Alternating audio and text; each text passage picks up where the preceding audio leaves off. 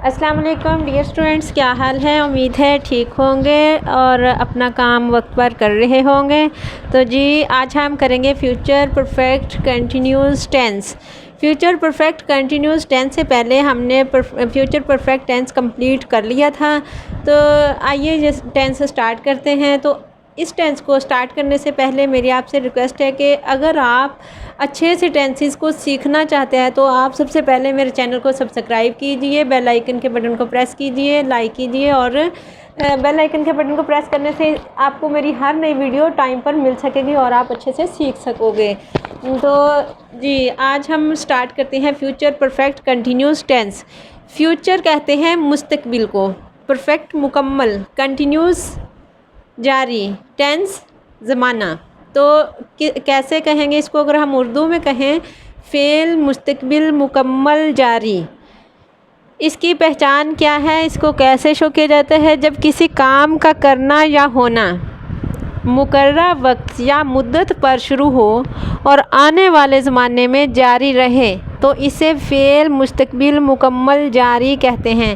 कैसे कि कोई काम है जो कि मुकर्रर वक्त या मुद्दत पर शुरू हुआ है और आने वाले ज़माने में जारी रहे, यानी हम अब से कोई काम शुरू हो गया है और आने वाले ज़माने तक जारी रहेगा, यानी कल तक जारी रहेगा, अगले 2 घंटे तक या अगले 5 घंटे तक, ऐसे कुछ भी हो सकता है।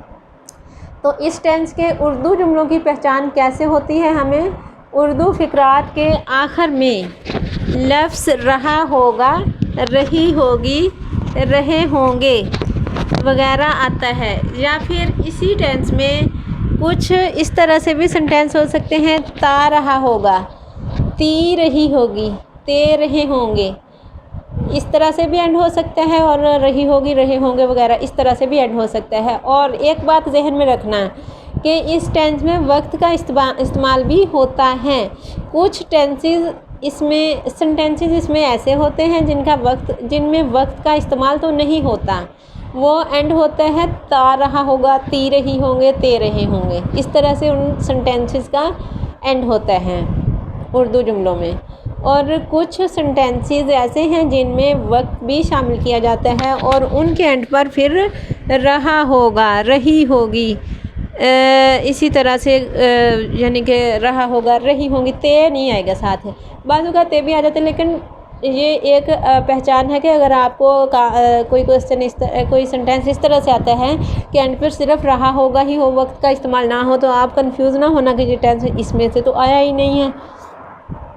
जैसे अगर हम एग्जांपल देखें, मैं सुबह से ख़त लिख रहा हूँगा, इसमें आया है सुबह से। अब इसमें हमें पहचान में कैसे पढ़ा था, इसके टेंस की जो डेफिनेशन है उसमें हमने पढ़ा था कि मुकर्रर वक्त या मुद्दत, यानी मुकर्रर वक्त दिया जाता है या मुकर्रर मुद्दत, इससे काम शुरू होता है और आने वाले ज़माने तक जारी रहता है। तो अब इस सेंटेंस की बेस देखें, मैं सुबह से ख़त लिख रहा हूँगा, अब सुबह आ गया है तो मुराद ये कि इसमें हमारे पास मुकर्रर वक्त दिया गया है, एक मुकर्रर वक्त है। इसी तरह से आगे है 1 घंटे से बारिश हो रही होगी। अब 1 घंटे की बात हुई है, 1 घंटे से, तो 1 घंटा यानी कि ये मुकर्रर मुद्दत, इस तरह का जो टाइम जिससे हम एग्जैक्ट नहीं पता चल सकता, इसको हम मुकर्रर मुद्दत में लिखते हैं। तो मुकर्रर मुद्दत के लिए हम फॉर यूज़ करते हैं और मुकर्रर वक्त के लिए हम सिंस यूज़ करते हैं। इसी तरह आगे देखिए, अहमद गरीबों को नफ़रत की निगाह से देखता रहा होगा। अहमद, अब ता रहा होगा पर बात ख़त्म हुई है, अहमद गरीबों को नफ़रत की निगाह से देखता रहा होगा। जैसा कि मैंने आपको स्टार्ट में बताया था कि कुछ सेंटेंसेस ता रहा होगा, ती रही होंगी, ते रहे होंगे, इस पर ख़त्म होंगे, और कुछ रहा होगा, रही होंगी, रहे होंगे, इस पर ख़त्म होंगे। अब ये उसी कैटेगरी में जाता है, अहमद गरीबों को नफ़रत की निगाह से देखता रहा होगा। तो आगे है सुलेमान काम करता रहा होगा। इस तरह से इसके मज़ीद सेंटेंसेस कोई भी पूछे जाते हैं। फॉर एग्ज़ाम्पल मैंने आपको ये 3-4 जो सेंटेंस हैं वो बताए हैं और इनको डिटेल में आपको समझाती हूँ कि इनको हमने किस तरह से बनाना है, इनके बनाने का तरीक़ाकार क्या है। तो आइए देखते हैं सब्जेक्ट। इसमें हमने सबसे पहले सब्जेक्ट यूज़ करेंगे। मैं सुबह से ख़त लिख रहा हूँगा। अब आई आया है, सब्जेक्ट इसमें क्या है, आई। तो बनाने का तरीका एक दफ़ा पहले अलग से पढ़ लें, सब्जेक्ट सबसे पहले, फिर सब्जेक्ट के बाद हेल्पिंग वर्ब यूज़ करेंगे। हेल्पिंग वर्ब इसमें कौन कौन से हैं, shall have been, will have been, यानी शैल या विल। हैव बीन तो दोनों के साथ ही है, शैल या विल आपने कैसे देखना है, शैल आपको बताया था आई या वी हो तो शैल यूज़ करते हैं, और बाकी सब कोई भी सब्जेक्ट हो तो विल यूज़ करते हैं। अब आई आ जाएगा तो हम शैल हैव बीन लगाएंगे। आगे है वर्ब, वर्ब कौन सा यूज़ करना है, फर्स्ट फॉर्म प्लस आईएनजी, और उसके बाद ऑब्जेक्ट, ऑब्जेक्ट के बाद सिंस या फॉर। सिंस हम मुकर्रा वक्त के लिए यूज़ करते हैं और फॉर मुकर्रा मुद्दत के लिए। अब मुकर्रा वक्त और मुकर्रा मुद्दत, इससे भी आपके जहन में एक क्वेश्चन आ रहा होगा कि वो क्या होता है मुकर्रा वक्त और मुकर्रा मुद्दत, लेकिन मैं आपको ये बात ज़रा खोल के बता दूं कि मुकर्रा वक्त कोई भी ऐसा वक्त जिसका हमें एग्जैक्ट पता होता है उसको हम मुकर्रा वक्त कहते हैं। जैसे सुबह है, शाम है, 2 तारीख से या 1995 से या 3 अगस्त से, इस तरह एग्जैक्ट टाइम का जब हमें पता हो उसको हम मुकर्रा वक्त कहते हैं। कोई एक टाइम मुकर्रर किया जाता है जिस किसी भी सेंटेंस में, जैसे मैं सुबह से ख़त लिख रहा हूँ, अब सुबह हमें पता है ये सुबह जो थी वही वाली है, इसमें कोई कन्फ्यूजन वाली बात नहीं कि कौन सी वाली सुबह होगी या क्या। आगे अगर देखें तो नीचे वाला 1 घंटे से बारिश हो रही होगी। अब इसमें 1 घंटे की बात की गई है, लेकिन ये नहीं बताया गया कि किस घंटे की बात की है। इस तरह जो टाइम आपको पता नहीं है कि कौन सा है वो होता है मुकर्रा मुद्दत, जिसका हमें एग्जैक्ट पता हो वो होता है मुकर्रा वक्त। अब ये पॉइंट क्लियर हो गया तो ठीक है, आगे चलते हैं। आगे हम क्या लगाएंगे, सिंस या फॉर में से कोई एक चूज़ करेंगे अपने सेंटेंस के मुताबिक, और उसके बाद हम टाइम लगा देंगे। आइए देखते हैं, मैं सुबह से ख़त लिख रहा हूँगा। अब इसमें सब्जेक्ट कौन है, मैं, तो आई होता है, आई के साथ शैल हैव बीन लगेगा।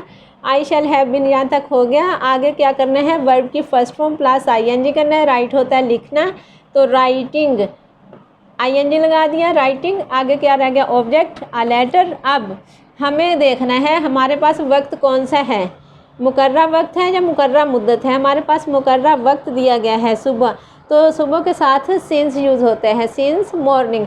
इसी तरह सिंस इवनिंग आ जाए उसके साथ भी सिंस है।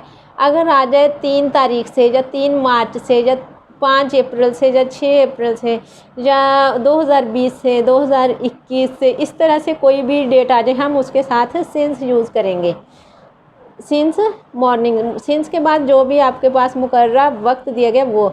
अच्छा आगे देखते हैं, 1 घंटे से बारिश हो रही होगी।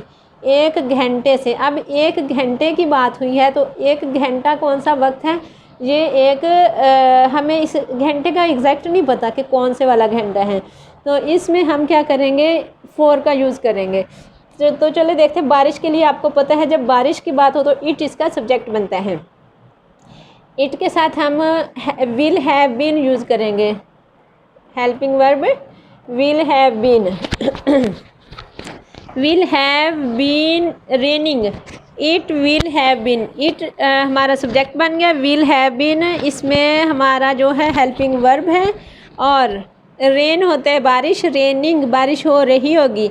अब सिंस या फॉर में से क्या लेंगे, हमारे पास है मुकर्रा मुद्दत, तो मुकर्रा मुद्दत हो तो फॉर यूज़ होते हैं। फॉर 1 आवर, 1 घंटे से, जितने भी अगर 4 रोज़ से होता तो फिर हम लगा देते फॉर 4 डेज़।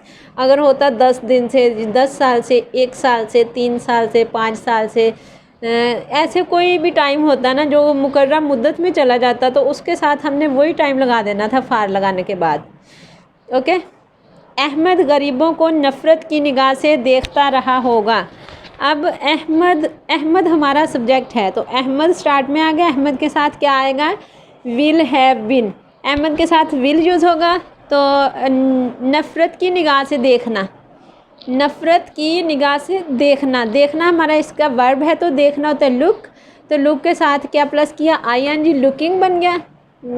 लुकिंग डाउन, नफ़रत की निगाह से, लुकिंग डाउन अपॉन, किसको देखता है, गरीबों को, तो एंड पे आ गया द पुअर। इस तरह से ये देखें, ये पूरा बन गया, Ahmad will have been looking down upon the poor. तो ये देखें इस सेंटेंस के अंदर टाइम का यूज़ तो नहीं हुआ था, लेकिन हमें कैसे पता चलेगा कि ये भी फ्यूचर परफेक्ट कंटिन्यूस से ही है। हमें यहाँ से पता चलेगा, देखता ता रहा होगा आया है इसमें। आगे चलते हैं, सुलेमान काम करता रहा होगा।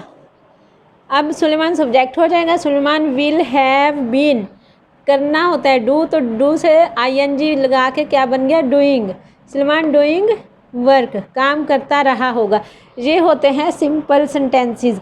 इसी तरह अगर आपको कोई नेगेटिव सेंटेंस पूछा जाए तो आपने क्या करना है, हेल्पिंग वर्ब के बाद नोट लगा देना। हेल्पिंग वर्ब, इसका मेन हेल्पिंग वर्ब शैल या विल ही होते हैं। ये have been, I shall have not been. अब हम नोट कहाँ पे यूज़ करेंगे, आई शैल, जन के अगर हमें कहे कि मैं सुबह से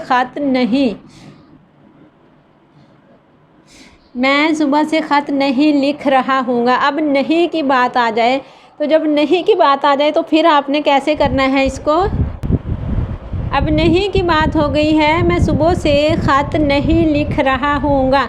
तो नहीं जब आ जाए नेगेटिव सेंटेंस बन जाता है, तो हम लिखते हैं आई शैल हैव या विल हैव, जो भी आपने लगाया है शैल या विल, तो उसके साथ आपने क्या करना है, शैल हैव नॉट, शैल हैव के बाद नॉट यूज़ करना है। इसी तरह से अगर इसको नेगेटिव बनाना हो तो विल हैव के बाद नॉट यूज़ करेंगे। बीन इधर ही रहेगा, बीन से पहले आएगा नॉट।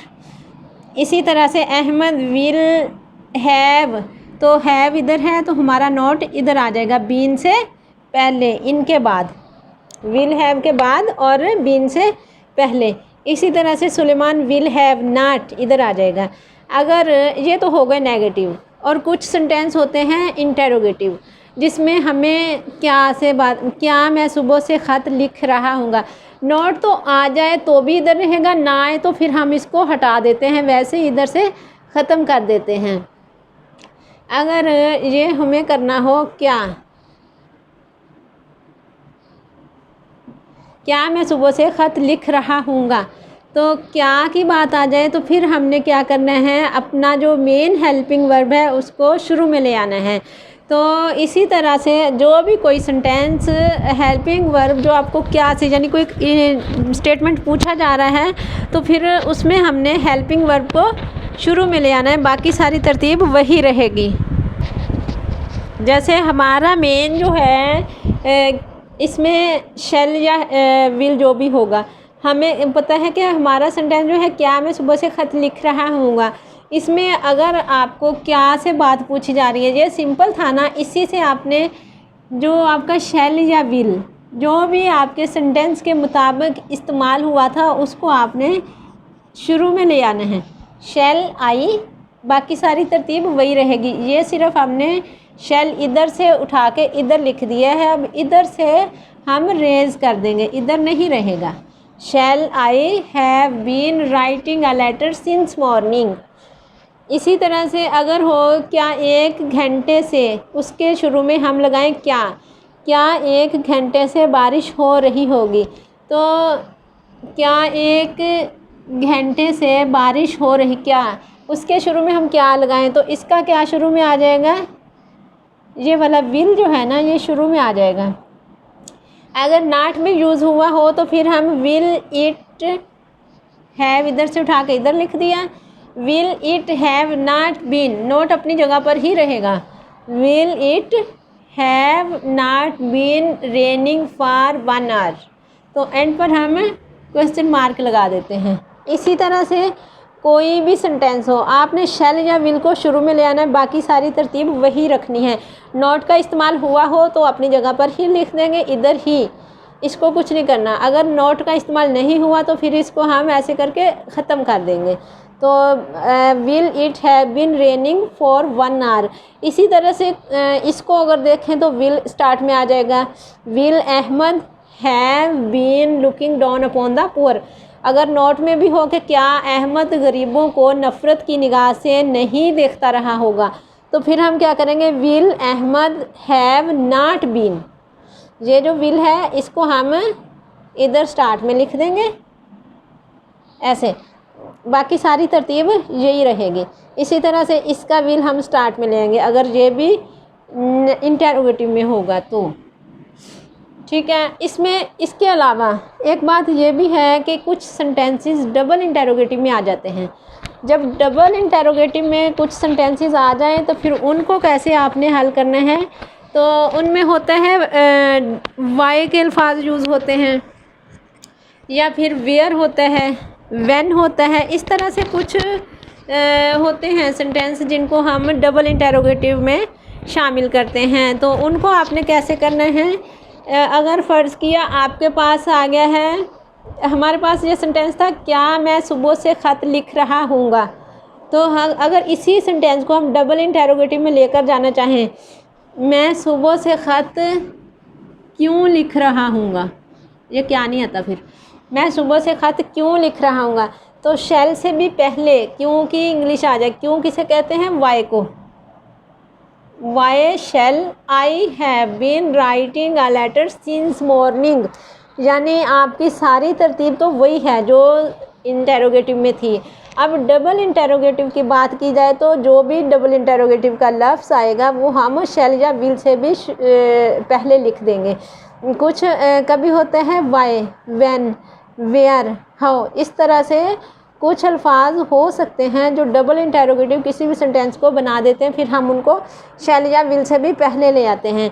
अगर नीचे देखें, 1 घंटे से बारिश हो रही होगी, तो अगर इसको लिखें बारिश कब से हो रही होगी, तो कब की बात आ जाएगी, तो कब से, या कहाँ हो रही होगी, या क्यों हो रही होगी, उसी के जो भी होगी, वाई होगी, वेयर होगी, व्हेन होगी, तो जो भी होगी हम इधर शुरू में ले आएंगे। विल या शैल से भी पहले हम व्हेन या वाई या वेयर, जो भी हमारे सेंटेंस को डबल इंटेरोगेटिव बना रहा होगा ना, वो हम शुरू में ले आएंगे।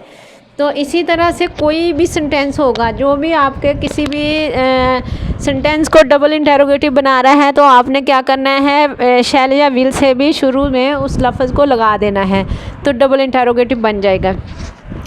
तो इसी तरह अगर आपको किसी पॉइंट की समझ ना लगे तो वीडियो ज़रा रोक कर देख लिया करें, ताकि आपको अच्छे से समझ आ जाए, आप इनको हल कर सको। ये हमारी इंग्लिश की बेस होती है। अगर आपको सेंटेंस समझ आ जाए ना कि ये कैसे इसको हमने हल करना है, तो आपकी इंग्लिश बहुत हद तक बेहतर हो जाती है। आप किसी भी वक्त कोई भी चीज़ अगर आप ट्रांसलेट करना चाहो ना, तो इंतहाई ईजीली आप कर सकते हो।